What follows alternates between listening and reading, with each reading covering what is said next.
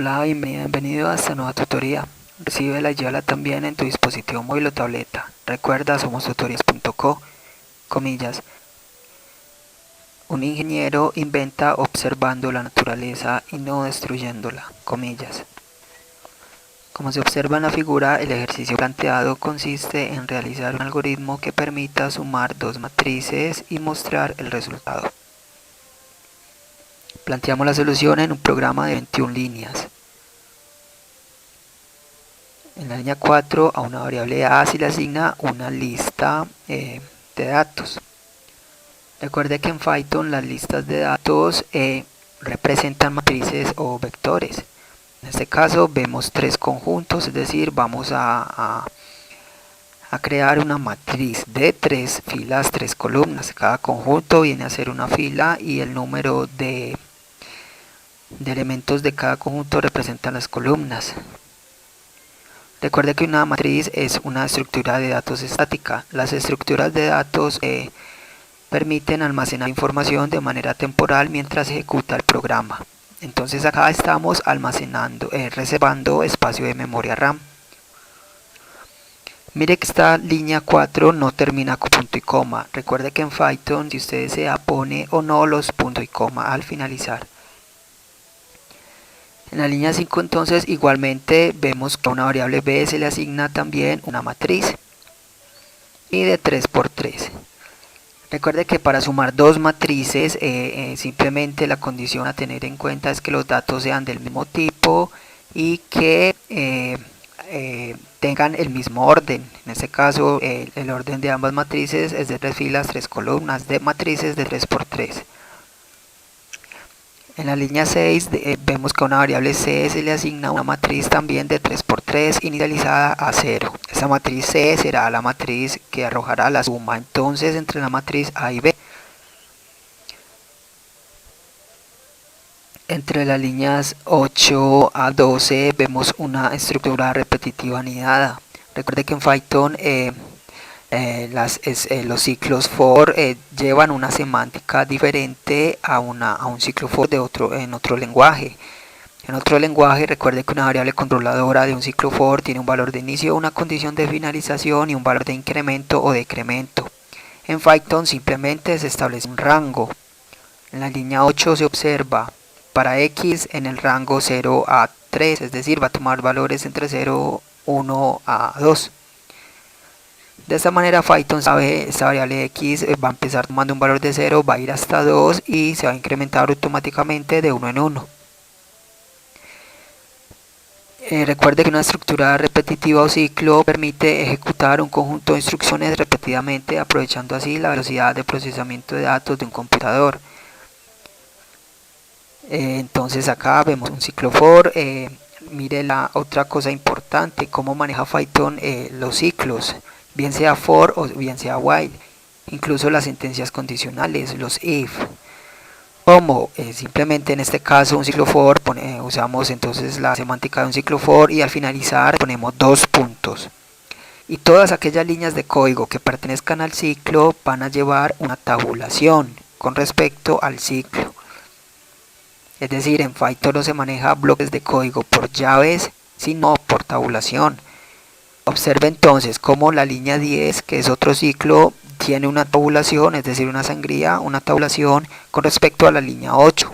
Es decir, este ciclo for de la línea 10 pertenece al ciclo for de la línea 8.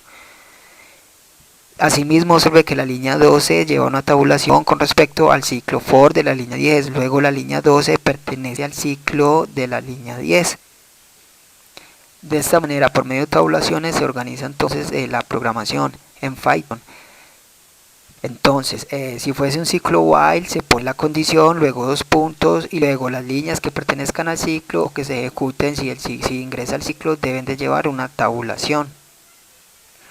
Cuando Python encuentre una línea que no tenga tabulación con respecto a una condicional o a un ciclo, ya sabe que ahí termina el ciclo. Bien, entonces dentro del ciclo de la línea 8 encontramos en la línea 10 otro ciclo cuya variable controladora es la y toma valores igualmente de 0 a 2.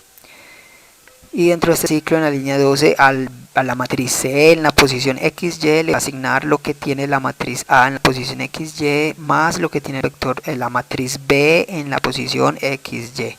Es decir, se suma componente por componente en las respectivas posiciones. Y se almacena en la matriz C también en la respectiva posición. Así entonces va a sumar la matriz A en la posición 0, 0 con la matriz B en la posición 0, 0, luego la matriz A en la posición 0, lo que tenga la matriz A en la posición 0, 1 con lo que tenga la matriz B en la posición 0, 1 y se almacena en la matriz C en la posición 0, 1, así sucesivamente. En la línea 15 vemos otro ciclo. Mire que este ciclo no lleva tabulación ni con respecto al ciclo de la línea 10 ni con respecto al ciclo de la línea 8. Por eso no pertenece a estos ciclos. Como la matriz ya se llenó con la suma, ya se efectuó la suma de las matrices A y B, solamente resta imprimir la matriz C. Recuerda que para imprimir una matriz se usan ciclos, estructuras repetitivas. En este caso se puede observar línea 15, la variable controladora X de 0 a 2 y línea 17, la variable controladora Y de 0 a 2. Es decir, se establece el rango de 0 a 3, pero recuerde que toma un valor antes, de 0, 1 y 2. Y en la línea 19 simplemente usamos el método print. El método print lo que hace es mostrar información en la consola del computador para que se visualice a través de la pantalla. El método print imprime texto. Entonces se puede imprimir texto y variables. Para separar el texto de las variables usamos el símbolo más, es decir, el símbolo de suma. El texto debe ir entre comillas dobles.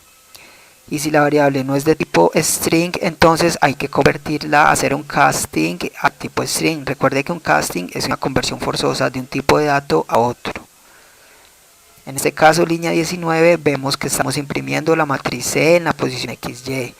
Sabemos que la matriz C en la posición XY almacena un número, sí, un entero. Entonces, como no es string, mire cómo le hacemos un casting a string para que pase a tipo texto y se pueda usar el método print. El casting se hace muy sencillo, simplemente se encierra la variable en paréntesis y se antepone el nombre del dato a pasar. En este caso vamos a pasar a tipo string, entonces anteponemos la palabra str. En la línea 21 imprimimos un \n. Un \n es un salto de línea, es decir, un enter. Usamos el método print y entre comillas dobles el \n y Python lo reconoce entonces en la consola como un salto de línea. Mire que este print de la línea 21 no tiene sangría o tabulación con respecto al ciclo de la línea 17.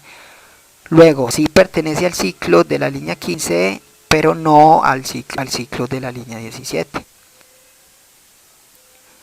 Esta fue la tutoría del ejercicio, realizar un algoritmo que permita sumar dos matrices y mostrar el resultado. Repasa la teoría, resuelve nuestro test y practica un algoritmo en el tablero. Si esto te gustó o no, te invitamos a discutirlo y a valorar la experiencia de esta tutoría. Recuerda, somos tutorías.co, trinamos como @tutorías, posteamos en Facebook y Google Plus como Tutorías Colombia. Pregúntanos, contáctanos, haz parte de nuestra